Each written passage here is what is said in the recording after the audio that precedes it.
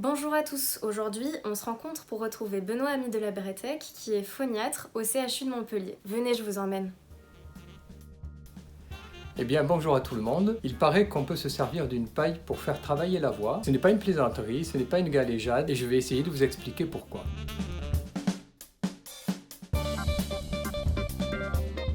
La paille, on la place dans la bouche et on va souffler dedans. Le souffle va garder une direction assez centrée sur quelques centimètres avant de s'éparpiller dans l'atmosphère. En mettant la main ouverte devant, on va avoir une sensation qui va nous permettre de juger de la force de l'air que l'on met à l'intérieur de cette paille.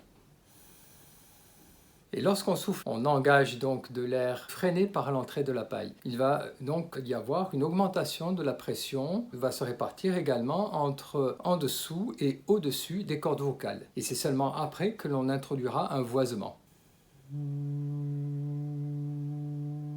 Donc les cordes vocales vont devoir développer une certaine force pour venir se rapprocher l'une de l'autre. Et lorsqu'elles vont rentrer en vibration, elles vont prendre à l'intérieur de cette pression d'air juste ce qu'il faut pour qu'elles rentrent en vibration. Donc le système permet de développer de la force et d'économiser de l'énergie sur la mise en vibration. Lorsqu'on a fait quelques exercices de cette façon-là, les cordes vocales vont rentrer en vibration plus facilement. La pression nécessaire pour les faire vibrer va s'abaisser. Et donc cet effet va pouvoir nous être utile dans un grand nombre de pathologies.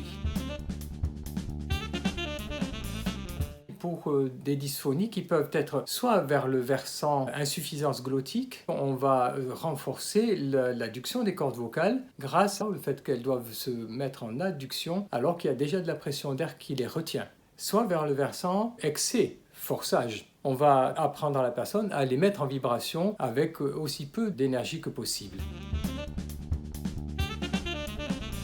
Le son qu'on produit est pas fort, on va dire qu'il est doux. Il n'est pas timbré, on va dire qu'il est diffus. Il faut vérifier avec la main que le souffle ne faiblit pas au moment où on met le son.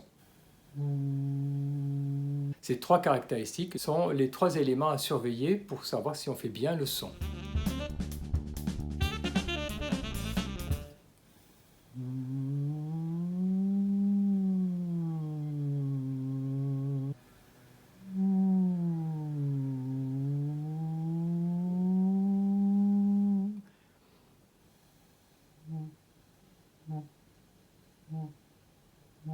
Cet exercice est tout particulièrement indiqué pour un travail sur l'attaque sonore et donc sur l'assouplissement des cordes vocales.